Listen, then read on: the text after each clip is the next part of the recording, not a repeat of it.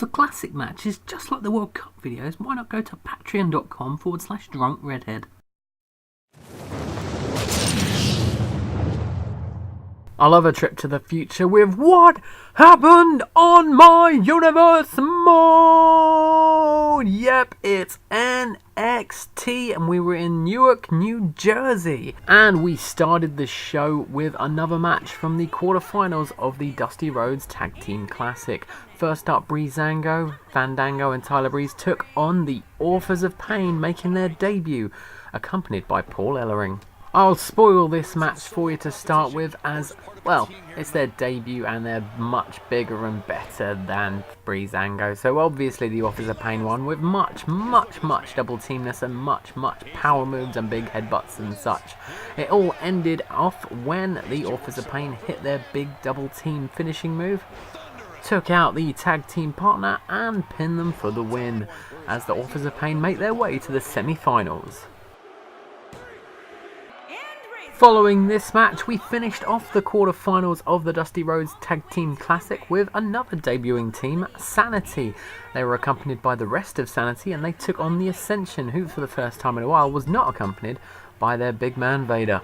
This match began with Eric Young celebrating to the crowd, however all that got him was a dirty German suplex off the second rope by Victor, who then got him with a gutbuster as well. Eric Young would eventually reverse, however his attention was focused on Connor on the outside, bringing him down and then heading back in the ring, smashing Victor's head into the corner post. Well, a lot, I kind of lost count after a while, and while he was doing that, Killian Dane put a chair in the ring.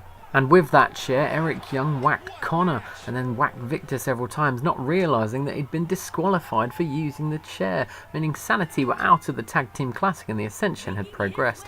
Next up, Tommaso Ciampa was in action for his actual in-ring debut. He was taking on the hardcore champion JBL in a non-title contest. This one began with the much bigger JBL in control, hitting a big boot and then a big gutbuster, before eventually Tommaso Ciampa got his reversal with an arm wringer. Ciampa went for an Irish whip, but JBL reversed that. However, when JBL went for another move, it was reversed again before Ciampa started beating on JBL's head.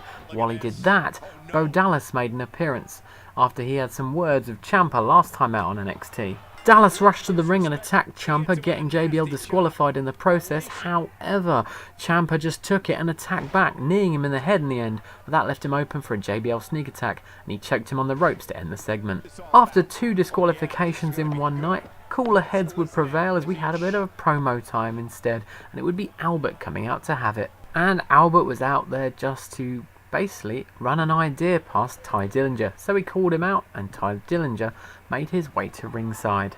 After jabbering on about some missing sandwiches, Tye Dillinger wanted to know what this was all about. Albert, he said he wanted them to become the greatest tag team in the entire history of the industry. Despite wanting to find his own glory and fame, Dillinger said to count him in, and Albert then tried to run through some team names, which were all crap.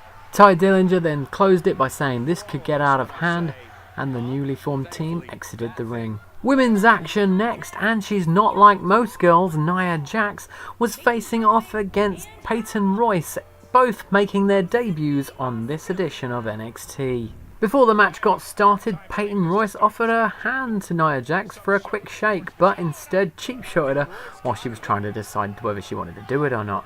She then worked on Nia Jax's back. Royce continued the beatdown, hitting an arm drag off an Irish whip, but eventually Nia Jax would take her down and hit him with a few moves involving her bottom.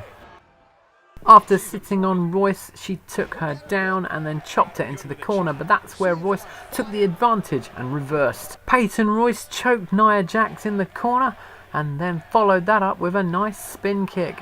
She then picked her up and hit her with a suplex, followed by a suplex, and then spun that out into a fisherman suplex, which she held on for the 1, 2, 3 and surprisingly beat Nia Jax, and annoyingly because I was controlling Jax. That of course left us only with the main event, which saw Aiden English take on Psycho Sid, who was making his debut after attacking Samoa Joe last week. Unsurprisingly, this didn't start well for Aiden English. He got clotheslined, front face suplex, gorilla pressed, and when he even tried to get some offense in, Sid ducked and clotheslined him again. Sid smashed Aiden English with a huge superplex and an even bigger chokeslam before somehow Aiden English took control. Of course, when I say in control, all he did was hit him in the back and with a European uppercut before Sid took control back with a headbutt. He threw him to the outside and hit another huge chokeslam on the outside before taking it back in the ring and hitting him with a powerbomb to finish him off.